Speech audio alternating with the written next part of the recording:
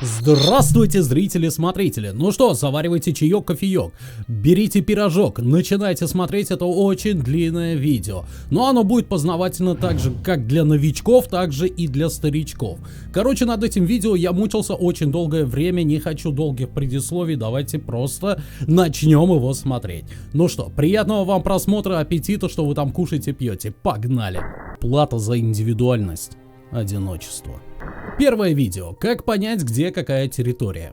Открываю горничную, вижу склад, который относится к столице Кальфиона. Нахожусь я в этой локации. И открывается склад Кальфиона. Прошел несколько метров, опять горничная, склад уже города Велии. Вот тот самый склад, который только что открывал. И вот как понять, где эта черта находится. То же самое относится и к карте путешественника, то есть телепорту. Нажимаю ПКМ, у меня тут высвечивается Велия, Оливия и все остальное баленоса относящееся.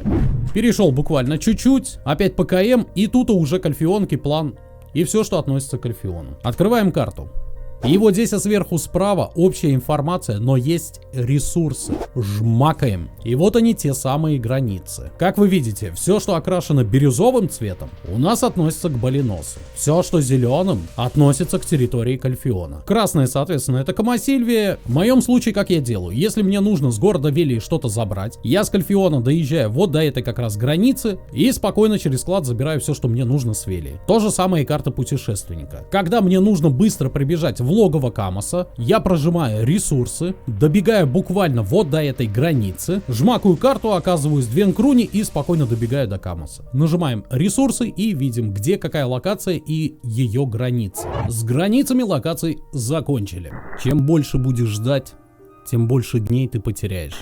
Быстрая передача предметов между твинами, также передача коней. Если вдруг он у вас находится на каком-то твине, а он у вас самый лучший, единственный и самый быстрый, и этот твин находится очень-очень-очень далеко, нажимаете поклажка, закидываете сюда то, что хотите передать. В моем случае частицы силы. Ну, либо вы забыли, и вам нужно также передать книгу Чонга из Шерихана. Закинули в поклажку коня и двигаемся к ближайшему конюху. Жмакаем именно найти и вернуть, после чего у вашего коня будет 1 хп. И нажимаем взять. Вот он конь с предметами с 1 хп. Либо скармливаем его мобам, если позволяет локация и есть ближайшие мобы. Либо скидываем его с ближайшей высоты. Пойдет. Что-то я переборщил. Жестокий способ, но эффективный. Теперь переходим на твина, которому нужен был либо конь, либо ингредиенты. Ждем. И этим твином подходим к ближайшему конюху. Вот он конюх, нажимаем конюшня, у лошади травма, нажимаем восстановить, забираем эту лошадь. Все, лошадь у вас в поклажке нужные ингредиенты. Забираем нужные ингредиенты. Ну и если нужно вам вернуть обратно этого коня, которого вы использовали только для передачи предметов, нажимаем найти и вернуть, нажимаем взять, садимся на коняшку, тащим либо к обрыву, тащим либо к мобам. Такой высоты достаточно. Чпок, жалко. Опять релогаемся, опять заходим на того персонажа, которому нужен этот конь. Ну и по стандарту. Ближайший конюх, восстановить, взять. С передачей коней и предметов разобрались. Способ жестокий, но очень эффективный. Навсегда ничего не бывает. Как видеть на карте именно тех мобов, которые вам нужны? Бывают моменты, когда вас интересует только один вид мобов. Когда вы собираете мясо или кровь только с тех или иных мобов. Но вокруг есть еще много других. Так вот, если у вас изучен уже тот моб, который вам нужен, в моем случае это коричневый енот, нажимаем кнопочку H. Шлеп. Это все ваши изученные знания. И вот тут внизу в поисковике пишем точное название. Коричневый енот. Вот здесь экология нажал, вот он коричневый енот. Теперь нажимаем выслеживать. И после этого на мини-карте эти все еноты начали отображаться желтым цветом. Данная ситуация может пригодиться, если вам нужны лисы, которые обитают вокруг жуков. Вроде они как здесь. То есть там много жуков находится, которым мешает по мини-карте понять, где нужные вам мобы находятся. Для закрепления примера покажу также на диких кабанах. Вот вы видите, дикий кабан. Нажимаем кнопочку H, пишем. Дикий кабан. Поиск. Нашелся дикий кабан. Вот здесь нажимаем выслеживать. И теперь все дикие кабаны у меня отметились желтым. А все, что не дикие кабаны, будет отмечаться красным. Ну вот как в этом примере. Вот он дикий кабан по мини-карте. А вот здесь справа красные точки. Это уже другие мобы. И тем самым полезно собирать с них сок, мясо И все остальное. Шкурки, пурки. С мобами закончили. Если придется упасть, упади красиво. Как быстрее всего прокачать параметр сбор? Прокачка данной профессии происходит быстрее всего возле медвежьей деревни, где я вам сейчас покажу. И во второй локации это могила мучеников. Понятное дело, что нужно предварительно себя забафать обедами алхимии на получение максимального опыта сбора. Одеваемся, бафаемся, берем серп в руки. И вот на выходе из этой деревни, примерно вот в этой локации, очень много сорняков. Точнее, дикой травы. Нажимаем R-ку, начинаем собирать. Отлично. Данная профессия прокачивается сильнее всего, когда у вас количество трофеев заполнено на максимум. То есть, если собирать сок, там обычно 2-3 ячейки. А при сборе травы и камней эти ячейки достигают максимум. Как вы видите на ваших экранах. Но это опять же с условием того, что у меня есть ежик. Начинаем носиться по этому споту, смотрим на вот эти дикие травы, собираем. Это я только что уже говорил. Так вот, их здесь очень много, пособирали здесь. Через дорогу перешли, начали собирать здесь. Пособирали, получили удовольствие безумное, максимальное. Опять перешли через дорогу, опять по новой начинаете собирать. Потихоньку освоите этот спот и будете здесь мастером сбора. С прокачкой сбора закончили. Живи и ошибайся, в этом и есть жизнь.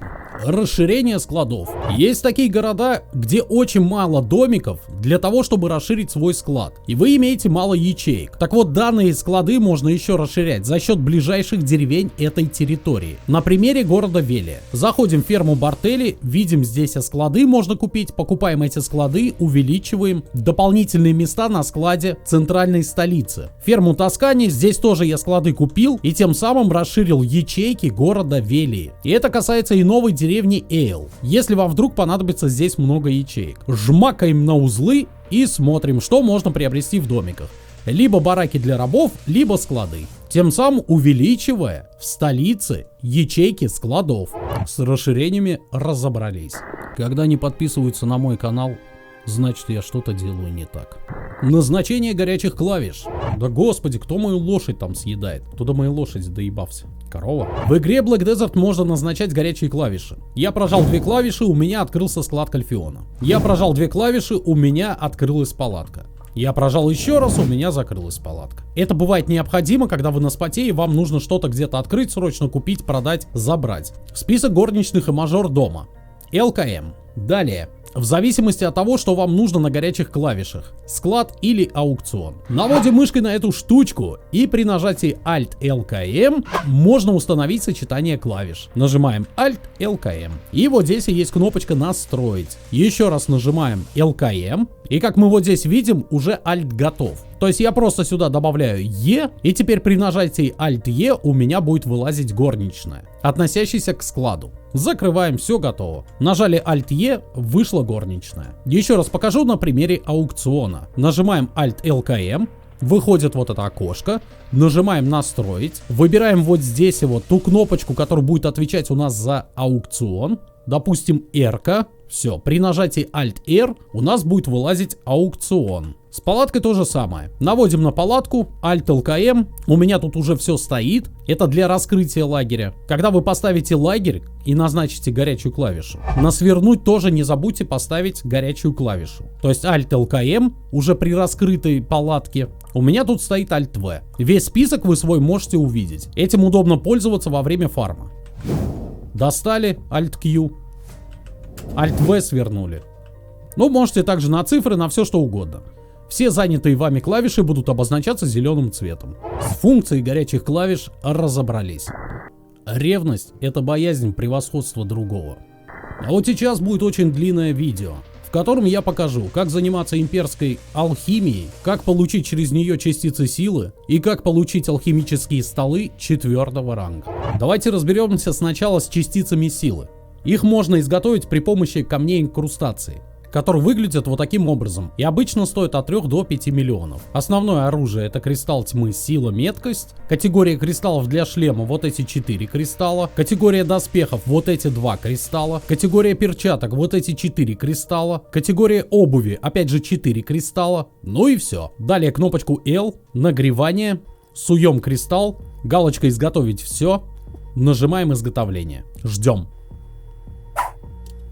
И вот они крафтятся, эти частицы силы. Также эти частицы силы можно получить при помощи алхимии. В каждом городе стоит NPC, имперский караванщик, диалог, имперский караван, лекарства. И вот тут смотрим на уровень вашего мастерства алхимии. То есть если у вас алхимия максимум прокачана на профессионала, то смотрим только профессионал, либо ученик. Если вы уже эксперт алхимии, то смотрим также эксперт. Ну и конечно же мастер, грандмастер и специалист. Так вот, ищем ингредиенты, которые дешево будет крафтить. Цены на те и эти ингредиенты всегда меняются. Поэтому на каждую новую неделю я анализирую, что для меня будет дешевле всего делать. Давайте посмотрим на примере сундука ученика. И паки, которые мы можем изготовить, это зелье охоты. Желательно паки сдавать в одеждах алхимика. Мастерство алхимии увеличивает дополнительную прибыль от сдачи паков. Нажимаем кнопочку L.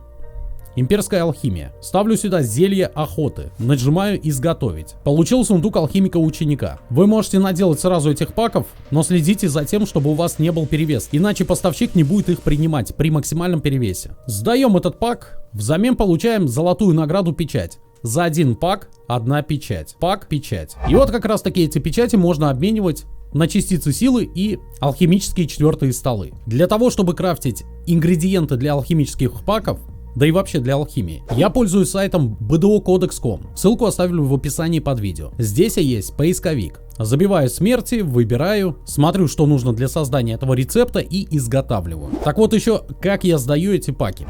Когда вы в алхимии будете уже мастером изготовления алхимии, у вас будет доступен квест от Каролины «Искусство упаковки». Она находится в Хиделе. Там ей нужно показать, что у вас есть 500 печатей алхимии, которые мы получаем из имперской алхимии. И после этого у вас будет доступна веревка для массовой упаковки. Эта веревка продается у торговцев убывающей луны, стоит копейки. Для чего веревка эта нужна? Обычно подгоняю сюда коня, в него гружу всю алхимию, чтобы на мне было минимум веса. Беру нужное количество зелий для приготовления паков. В моем случае это 30 паков. Нажимаю кнопочку L. Имперская алхимия. Выбираю зелье, выбираю веревку, и она пакует по 10 паков сразу. Это значительно сокращает время изготовления имперской алхимии. Ну и все, вот так вот пакуем, продаем. Из коня забираем нужное количество, опять пакуем, опять продаем. В день вы лимитированно можете сдавать на разных аккаунтах разное количество поставок. В моем случае это 200 поставок. Вроде как они зависят от очков влияния. И насколько я понимаю, делится на 2. То есть если у вас 200 очков влияния общим итогом, то вы можете в день сдавать 100 паков. Если у вас 400 очков влияния, то в день вы можете сдавать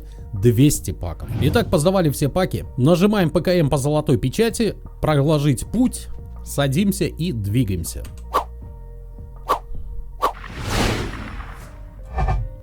Автопуть нас привел к NPC, диалог, обмен. И вот смотрим. 40 печатей мы можем обменять на одну частицу силы, 100 печатей мы можем обменять на алхимический стол. Затарился алхимическими столами, теперь из них можно спокойно сделать инструмент для ремонта. Когда у вас заканчиваются повторы алхимического стола, вы можете при помощи инструмента восстановить ему прочность. Нажимаем ПКМ, проложить путь, и вас этот алхимический стол приведет к ближайшему NPC, у которого можно обменять на инструменты для ремонта. Также алхимические столы имеют вес 70 ЛТ, а эти инструменты имеют вес 1 ЛТ. Как получить частицы силы и как получить алхимические столы плюс паки, мы с этим с вами разобрались. Не знал, что добавить. Добавил Если находишь то, что искал, расстояние не имеет значения. Прокачка навыков лошади. Чтобы быстро прокачать напор, вам нужно прийти на какой-либо спот, где мобы будут очень слабые и в большом количестве. Раньше я прокачивал либо в лесу Манш, либо на Ротамах. Покажу на примере кладбища. Соответственно, конь у вас должен быть одет обут, хотя бы во что-то, чтобы у вас срабатывали эти скиллы. Для напора требуется шлем и сбруя. Видим мобов, прожимаем Q-шку. И вот таким образом у нас не выскакивает мини-игра. Выскакивает только тогда, когда вы не попадаете по мобу. По мобу. Могу, не могу, мобу, не мобу. Абу. Ну, в общем, парик мобов и спокойно втыкаемся в этих мобов. Мини-игра при этом не выскакивает. Вот он, навык напор. Смотрим. И вот так прокачиваем этот навык. А если вы будете его прокачивать без мобов, впустую, то у вас будет выскакивать мини-игра, при которой вы падаете, теряете сознание, выключаете игру и идете смотреть сериал. К сожалению, я не знаю, как прокачивать навык дрифт хитрым способом. Если вы знаете об этом, напишите в комментарии под видео. И не забывайте, что эти скиллы можно заблокировать. Допустим, вы на вперед shift бежите, у вас не докачано, у вас вылазит мини-игра, вы падаете или что-то еще. Нажимаем кнопочку P, прожимаем здесь значок и опять Shift вперед уже не будет так срабатывать. Со скиллами лошади разобрались.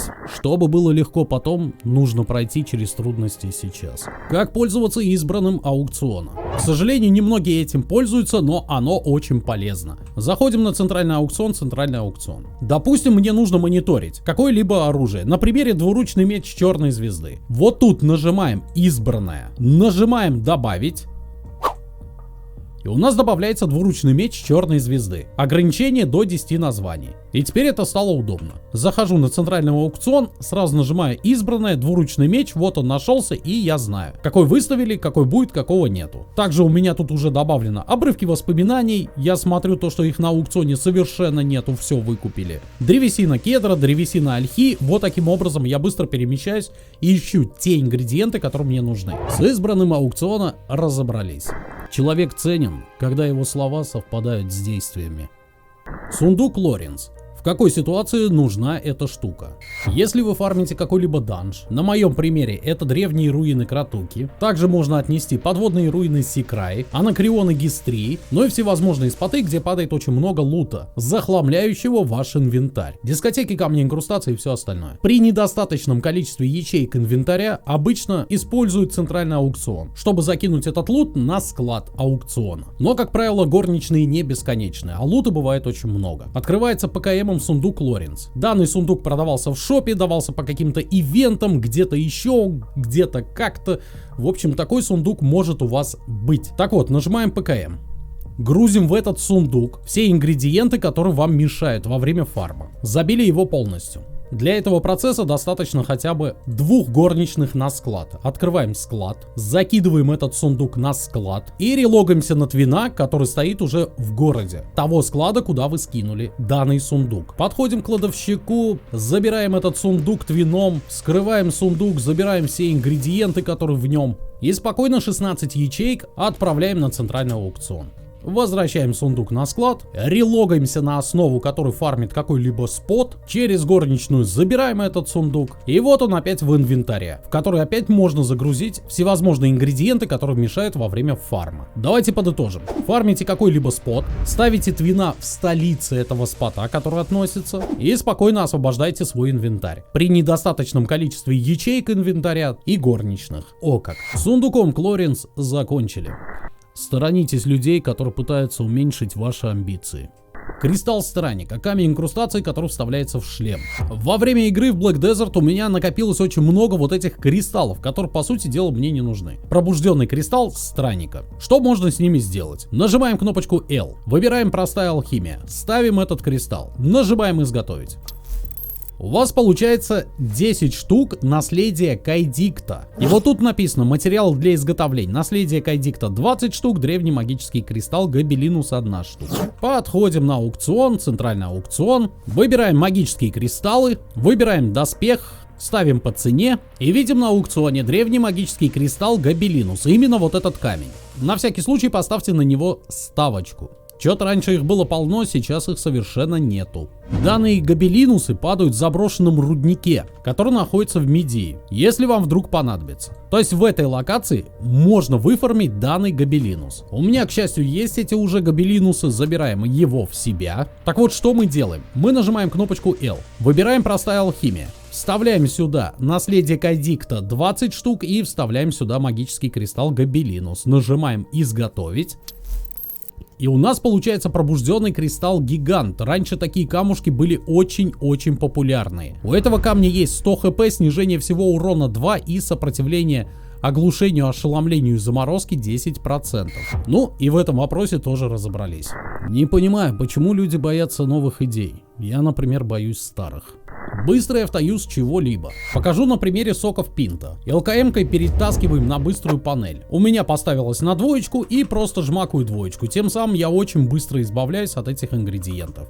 То есть прожмакав через быструю панель, То же самое можно делать с наградами с боссов. Зафармили вы 100 дискотек, получилось у вас 300 шариков, поставили эти шарики на быструю панель и быстренько через быструю панель все это проюзали. И с этим моментом тоже разобрались. Легкий способ найти NPC. Открываем карту, смотрим то, что стоят прозрачные фигурки и над ними вопросик. Это и есть NPC, которые у вас не изучены. Ну и как мы видим, этот NPC отображается у нас уже тут. Подходим к нему, знакомимся, изучаем этого NPC. Все. Как найти узлы, которые у вас не открыты? Открываем карту, находим узлы, которые у вас открыты. После этого прожимаем найти ближайшие узлы, и как вы видите, в пустоте что-то отметилось. Двигаемся в эту пустоту и тем самым знакомимся с этим узлом. Открываем этот узел. И теперь он у вас будет отображаться на карте. Вот таким способом можно находить ближайшие узлы для связки и ближайшие узлы, которые у вас не открыты. И тут все.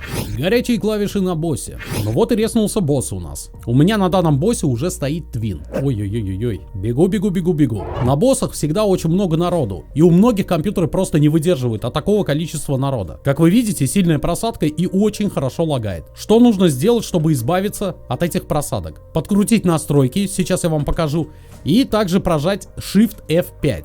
Прожимаем Shift F5. Народ пропал, все стало плавно. Shift F5. Народ появился. Запоминайте, Shift F5. Народ пропал, эта настройка включается. Escape настройки, производительность, оптимизация. И проверьте, стоит ли у вас тут галочка «Скрывать других персонажей». Ставим галочку, применяем. Запоминаем, Shift F5. Немножко разберемся с интерфейсом. Ваш интерфейс, скорее всего, выглядит вот так. Оптимизация игрового окна. Сверху слева полоска HP, MP и информация. Нажимаем Escape, редактировать UI. Ставим полоска HP, сохраняем на любом из 3 пресетов. И теперь полоска HP переместилась вниз, а вот это стало выглядеть следующим образом. Что еще можно сделать? Escape, редактировать UI и перемещать полоску здоровья куда угодно. Список усилений, задания, основные и дополнительные. Транспорт куда угодно можно переместить. Чат вот сюда. И настроить свое окно полностью на свое усмотрение, как вам будет удобно. Поперемещали, сохранили и получили вот такую вот ерунду. Но настраивать лучше всего под себя. В моей игровой сессии окно выглядит следующим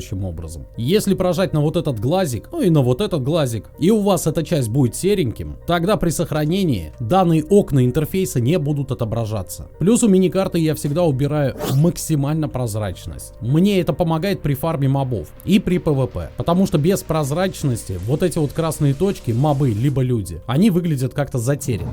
Интерфейс, все.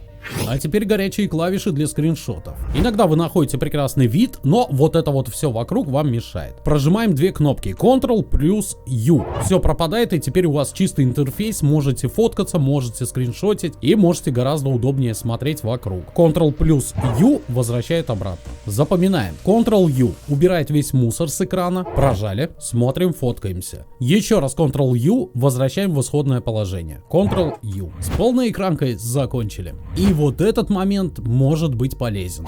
Если вы отправили своего твина на Вела, на какую-нибудь дальнюю локацию, и забыли на этом твине фейлы, нифига себе погодка поменялась. Итак, ваша задача доплыть до ближайшей какой-либо платформы. На этой платформе невозможно вызвать тучку для того, чтобы фейлы передать. Но нажимаем Escape. Арена свободы. Заходим на арену свободы. И вот на арене свободы вы уже можете вызвать тучку, закинуть на нить Недера фейлы, которые вы забыли. Кстати, за этот способ большое спасибо Байту. Он молодец, он подсказал. И он красавчик. Где умирает надежда, там возникает пустота. Перемещение твинов без вашего участия. Допустим, ситуация. Вам нужно собрать всех твинов, чтобы слить энергию, либо раскидать твинов по разным боссам, включая Восточный базар, где есть Нубер и Кутум. Нажимаем Escape на нужном твине. Прожимаем эту кнопочку, и вот здесь сверху справа есть перемещение. Жмакаем на нее. Куда переместить? Выбираем. Допустим, Восточный базар, и после назначения пункта перемещения вам нужно выбрать любого персонажа. На кого заменить? На вот этого персонажа. И перемещение начинается. Что происходит с этим персонажем, который перемещается у вас? Если навести на него ЛКМ, то перемещение длится 59 минут. Через час этот персонаж окажется на нужном месте. Условия для перемещения необходимы, чтобы вы находились в мирной территории, в городах или в деревнях. Ошиблись с перемещением, вам не нужно 58 минут ждать. Если вы выберете персонажа, которого начали перемещать, не дождавшись окончания перемещения, то этот персонаж останется на том же месте, с которого вы начали это действие. Не со всех точек мирных территорий можно попасть во все точки мирных территорий. Допустим, чтобы с Кальфиона добраться до Шакату, мне сначала нужно сделать перемещение до Восточного базара, а после этого уже в деревню Шакату. То есть с Восточного базара перемещение в Шакату идет. С Кальфиона в Шакату сразу не идет. С перемещением твинов закончено. Как шифтовать в чат? В личном сообщении либо в общем. Открываем инвентарь. Если в личном сообщении, то нажимаем ЛКМ, шепот. Вылазит вот такое окошко. Зажимаем кнопку Shift, зажали и наводим на нужный предмет. После этого нажимаем ЛКМ. Вот он у нас отобразился, отправляем его в личку. Не знаю кому. Человек увидел в личном сообщении хризолитовый листочек. Также в общий чат. Нажимаем Enter, выбираем здесь общий чат, либо мировой, какой вам нужен. Опять зажимаем кнопочку Shift, ЛКМ. Все, предмет отправился к вам в чат. Отправили предмет в чат, все увидели. Ну вот и разобрались с этим моментом. Когда не подписываются на мой канал, значит я что-то делаю не так. Массовое кормление рабочих. ЛКМ на рабочих, и насколько я понял по вопросам из стримов, многие делают как? ЛКМ по отдыху и ПКМ-кой начинает ему пополнять энергию. И вот так вот с каждым рабочим. Но если у вас их много, я делаю следующим образом. Нажимаю отдых, высвечивается следующее окошко, здесь выбираю ингредиент, нажимаю ОК. И все мои рабочие сразу напоены. После этого прожимаю повтор, и они все опять начинают работать. Отдых, ЛКМ, ОК. Повтор готов. С кормлением рабочих разобрались. Фича с перевесом на споте. О ней знают практически все игроки в Black Desert, но есть новички, которые найдутся и которые не в курсе, что можно так делать. Суть заключается в том, чтобы переносить нафармленный мусор в коня. Допустим, у вас есть перевес, вы фармите, подходим к своему коню, прожимаем F6 или поклажка. И если вы до этого ложили сюда одного вида мусор, то забираем его в себя. А дальше из своего инвентаря общей кучи возвращаем обратно коню. Вот таким образом действует. Еще раз показываю. У коня уже очень много мусора. Принимать он сразу не может. Как вы видите, я пытаюсь в него переместить. Превышен допустимый вес. Я из коня в себя, из себя опять в коня. С перевесом на спотах закончили. Одна из самых серьезных потерь — потеря времени. Назову этот кусочек удобство крафта. Если вы собираетесь заниматься алхимией или кулинарией в промышленных масштабах, то вам необходимо подойти к любому кладовщику столицы, нажимаем диалог, и в диалоге берем за 10 очков влияния себе вот такой вот сундучок. Вот он у вас в инвентаре. Для чего он нужен? Где бы вы ни поставили этот сундук, он будет открывать склад той территории столицы. Режим установки, поставим этот сундучок где-нибудь здесь, подходим к этому сундучку, нажимаем диалог, у меня открывается склад Кальфиона. Здесь я могу взять ингредиенты и сразу, и сразу начать их крафтить. Также дубовый сундук я недавно купил за донат. Не знаю на данный момент, ивентовый он или нет, но стоит он 240 жемчуга. И экономит, соответственно, вам 10 очков влияния, чтобы не брать у кладовщика. Также у кузнеца можно этот сундук вернуть обратно. Ну и, соответственно, вернуть себе очки влияния. С удобствами крафта разобрались. Хорошо спланировано, наполовину сделано. Ну и завершающий, самый массивный отрезок этого видео. Хитрость прокачки ремесла торговля. Что необходимо? 2 твина. Один находится в столице. И персонаж, который прокачивает этот навык, должен находиться в любой деревеньке, где доступна покупка дома. В моем случае это деревня удильщиков. Выбираю жилой дом. Покупаю. После этого провожу нить для торговой цепочки. Найти ближайшие узлы, вношу очки влияния, и вот она, торговая нить, проведена. Опять же, в моем случае товары, купленные в Альтинове, мне нужно сажать на тележку и возить сюда. Чем больше расстояние, тем больше опыта дают в ремесло торговли. Но что делаю я? Твин находится в Альтинове. Я на нем тиу-пиу, дохожу до ближайшего торговца, диалог, торговля. И так как профессия у меня не прокачана торговлей, я начинаю закупать доступные для меня товары. Беру в корзинку, купить все, и с нагруженными предметами двигаюсь в сторону склада. Прожимаю вот эту галочку, чтобы не держать Shift, дохожу до кладовщика, перекидываю все предметы на склад. Рекомендую также увеличить количество ячеек склада. Покупаем. И рекомендую увеличить грузоподъемность твина, на котором вы этим занимаетесь. Опять торговец, закупаю необходимое количество ингредиентов, покупаю, двигаюсь снова на склад, выкидываю предметы эти на склад. И вот таким образом я переношу все доступные покупки до склада. Если грузоподъемность вашего твина недостаточная, подходим к конюху. Покупаем на аукционе либо повозку аристократа, либо лучшую повозку. Вот так выглядит лучшая повозка. Данная повозка имеет 18 ячеек. У торговца покупаем 18 товаров доступных. Купить все, садимся на перегруженную повозку и двигаемся также на склад. Это в том случае, если у вас твин имеет малое количество переносимого веса. Так гораздо быстрее. Доезжаем до кладовщика, скидываем все предметы на склад. Обратно лучше всего пешком добраться. На тележке будет очень долго. Конюшня, найти и вернуть эту тележку, берем ее опять и закупаем остатки данных товаров. Закупили, купили все. Когда у вас товаров не остается, пока вы тарите склады, меняем сервер на любой удобный, контактируем с торговцем, и у него, как вы видите, обновились товары на другом уже сервере. Изначальная ваша задача забить полностью склад. Вы для себя сами можете найти, какое расстояние будет самое далекое. Чем больше расстояние от торговца до торговца, тем больше будет опыта падать. Но это все относится к одной территории вашей торговли. Можно было показать не как в моем случае от Альтиновы до деревни удильщиков. Если судить по карте, то паучья деревня гораздо выгоднее была бы.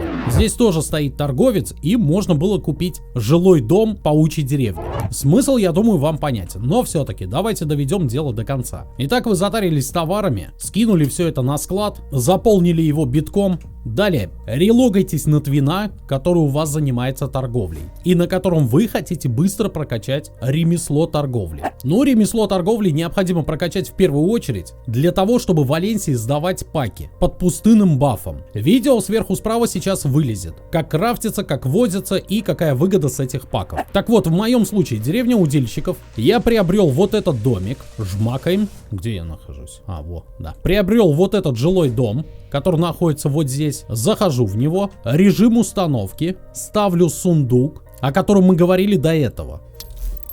И открыв этот сундук, я вижу товары, перенесенные на склад Альтиновы. Одеваю одежду торговца, увеличиваю максимально переносимое ЛТ, юзаю банки на опыт ремесла, что очень будет экономно, потому что вам не нужно кататься на лошади. И начинаю затаривать своего персонажа купленными товарами.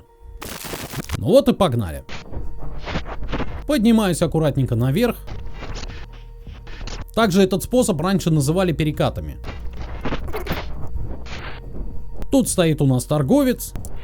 Смотрим, торговля 47,2, Грандмастер 5, диалог, торговля. Торговаться с ним не стоит, на этом вы особо не заработаете. Я имею в виду, где тратится энергия и вам нужно внимательно. Просто продаем все товары. Смотрим, прокачивается потихоньку торговля. У меня торговля очень хорошо прокачана уже, поэтому особо опыта я не получаю. На своем примере просто хочу показать, как это делается. Опять возвращаемся обратно в домик, сундук, забираем все ингредиенты, сколько в месяцев нашего персонажа, и снова двигаемся к торговцу для того, чтобы это продать. Торговля, продать все товары, продали, получили опыт, возвращаемся в домик, сундук, забираем остатки, двигаемся к торговцу. Таким способом вы себе плюс-минус быстро прокачиваете навык торговли и экономите очень хорошо на баночках, потому что твинк в основную часть времени у вас находится в релоге. Ну и все, продали остатки товаров, escape, переходим на твина и твином опять начинаем загружать склад. Вот таким образом можно прокачать себе навык торговли, не катаясь при этом от деревни к деревне и экономля максимально много времени. Ищите для себя как можно большие расстояния. Я показал рассказал по своей памяти, как я делал раньше. Но вы, допустим, учитывая то, что этот остров относится к Балиносу, я вот не знаю, если этим заниматься через город Велия и остров Илия. Здесь также можно приобрести жилой домик, ну и через склад перекидывать все товары на остров Илия. Чем больше расстояние территории, тем больше у вас будет прокачиваться ремесло торговли. По прокачке торговли завершено. Я думаю, видео тоже на этом завершено. Если вот хоть что-то для себя нашли полезное, поставь лайк. Ну вот и все. С вами был Доктор Доза. Увидимся в следующих гайдах и на стримах. Всем пока! Я это видео делал 16 часов. Ошалеть. Чё-то перебор.